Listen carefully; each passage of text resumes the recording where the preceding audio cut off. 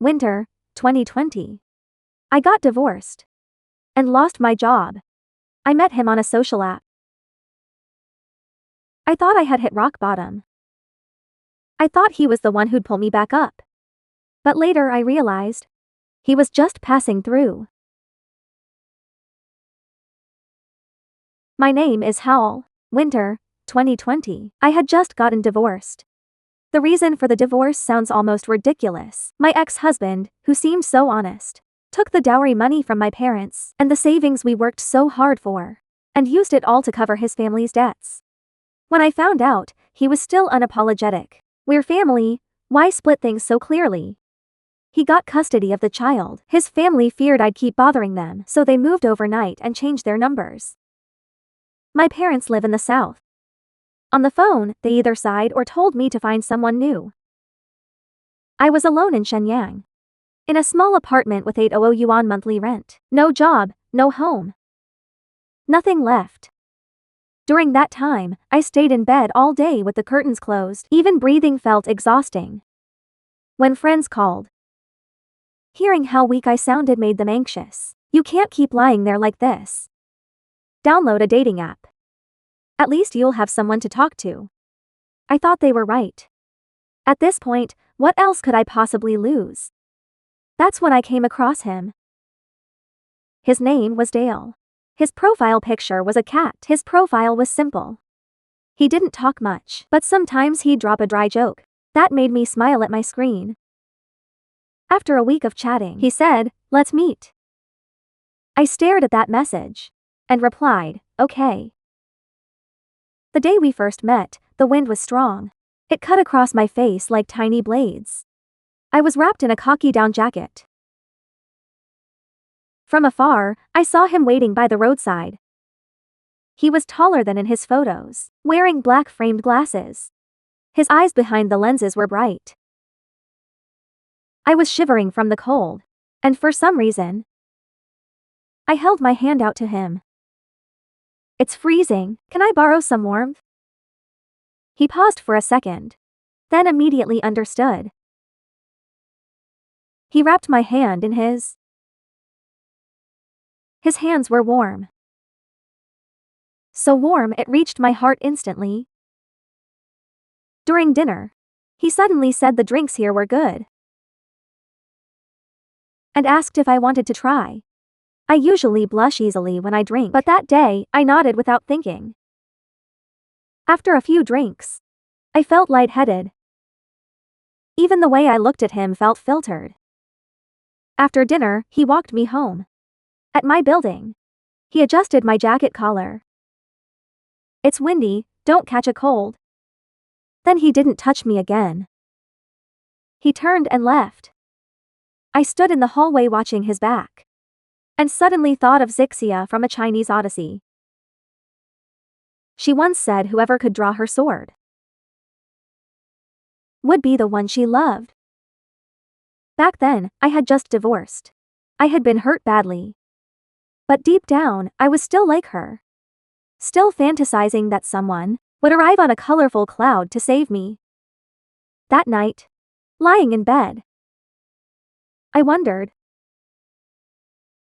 could he be that person? The second time we met, he took me to an escape room. It was a horror-themed one. The moment I entered, I screamed and backed away. He grabbed my hand and held it tightly, without letting go. After we got out, we went to a nearby bar. In the dim light, he looked into my eyes. He slowly leaned closer. The moment he kissed me, I felt a heartbeat I hadn't felt in a long time. The third time we met, he took me to a newly opened bathhouse in the city. We soaked, got massages like a normal couple, watched movies and had a great time. That night, things naturally went further between us. Afterward, he lay on the bed staring at the ceiling. Then suddenly said, "I'm not looking for a serious relationship right now. Let's just keep things light and happy, okay?" If it were the old me, I would have slapped him on the spot. But back then, I actually nodded. I didn't even know why I agreed. Maybe I was too afraid of losing that bit of warmth. The truth is, I fell for him so quickly. Because of something I didn't even dare admit to myself. There was a wildness in him, almost a little twisted. That hit something deep inside me. A rebellious part I had suppressed for years. I had always been too well behaved growing up. But he was different. The things he brought me into had little to do with traditional dating.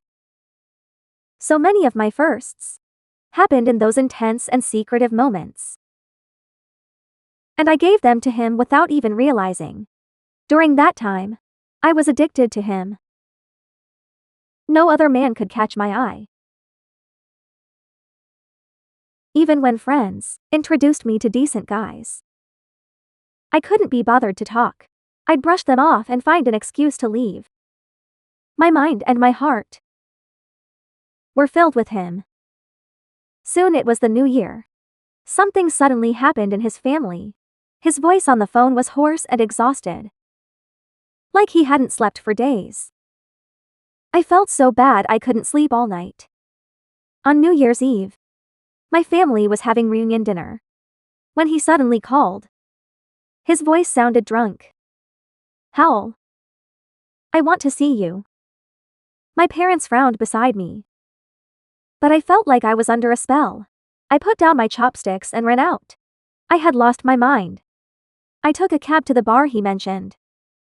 He was sitting alone in the corner, with a row of empty bottles in front of him. The moment he saw me, his eyes turned red. That night, he talked to me all night about his family, about his childhood, about his parents, about all the grievances he'd endured. As I listened, I started crying. My heart ached for him. At the end, he suddenly grabbed me and said, "Let's go. I'll take you to meet my friends." I knew no friends would come out on New Year's Eve. He just didn't want to be alone. But I stayed with him anyway. During that time, I truly believed we had a future. At the bar, he would feed me the last sip of his drink. He remembered my birthday and bought me a small cake, singing me an out-of-tune birthday song in my tiny apartment. He would curl up with me on the couch, watching a Chinese odyssey together. He taught me how to play pool, and even when I kept missing, he would still smile, hug me from behind, and help adjust my posture, muttering, "You're harder to fix than this shot." When we were broke, he'd take me for Lanzu noodles. Just one bowl. We'd fight over the last slice of beef, laughing like kids. When I complained the place was too small, he'd pull me tightly into his arms. "One day, I'll buy you a big house." And I'd tear up, resting in his arms, saying, "Dale, you have to remember me forever." Because for a woman to go through hardship with a man is never easy. Back then, I truly believed that all those little moments of warmth could piece together a future for us. But as time went on, his attitude of being only physical, never emotional, became more and more obvious. I started asking him, "Do you love me?" He'd just smile and ruffle my hair. "What are you thinking?" If I asked again, he would change the subject. I knew he was avoiding it, but I didn't dare push him. I was afraid if I did, he would leave. On the Lantern Festival, I got off work early. I happily went to buy Tanjiwan and picked a bottle of wine he liked. I wanted to surprise him. I hummed a tune as I reached his door and rang the bell. No one answered. I rang it again. After a while, the door opened and he stood there, his clothes half unbuttoned, a flash of panic in his eyes. Before I could speak, a woman's voice came from inside. "Is my takeout here?" My gaze moved past his shoulder, and I saw everything in the living room. There was alcohol on the table, a woman's coat draped over the couch, and a half-dressed woman standing at the bedroom door, looking over curiously. At that moment, the tangerine in my hands suddenly felt so heavy. So heavy I could barely hold it. I didn't rush in. And I didn't cry. I just closed the door, turned around and threw that bag of tangerine into the trash downstairs. I finally understood. He was never my hero. Just an ordinary man, rolling around in the real world. And I was just one of many options. The easier one for him. Later, a mutual friend told me he had a new girlfriend. Yet when he got drunk and fell asleep, he would still mumble my name. Miss you. Miss you. When I heard that, I just found it laughable. Then I deleted all his contact info. And within a week booked a ticket to the south. My heart still hurt. But I knew leaving him was my final way of saving myself. 3 months after leaving Shenyang, I settled in a small coastal city in the south. I rented a small apartment with a sea view and started sending out resumes again, starting from an entry-level office job. Working during the day, studying at night. Keeping myself so busy I had no time to think. A year later, thanks to my performance, I was promoted to department supervisor. 2 years later, I moved to a bigger company. My salary tripled. I started building my own social circle, going to the beach with new friends, hiking mountains, trying all kinds of things I'd never done before. I gradually understood Sixia's tragedy wasn't loving the wrong person, but placing her happiness entirely on someone who could never give her a promise. And I was no longer that Sixia, waiting for a hero to save her. I can't be Zixia. And I don't want to be. 5 years later, in autumn, because of a project, I returned to Shenyang. The city had changed a lot. But the familiar scent in the air hadn't changed at all. Dressed in business attire, in high heels, I walked down familiar streets, calm as still water. Unexpectedly, outside a cafe I used to visit, I ran into him again. He looked much more worn out, with wrinkles at the corners of his eyes and a slightly heavier build. Still wearing those black framed glasses, but no longer the same spark. When he saw me, he froze for a moment. A complicated look flashed in his eyes. Maybe surprise. Maybe guilt. Or maybe regret. Long time no see. Long time no see. We exchanged a few pleasantries. He asked about my life. I briefly mentioned a few things about work. I looked at him and felt nothing at all.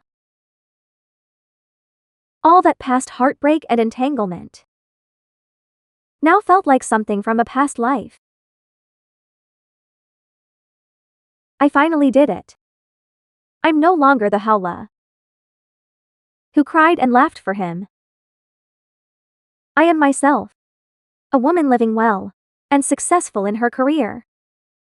After saying goodbye to him, the wind in Shenyang still blew. But I no longer felt cold. The most painful thing in life is meeting someone you think is right at the wrong time.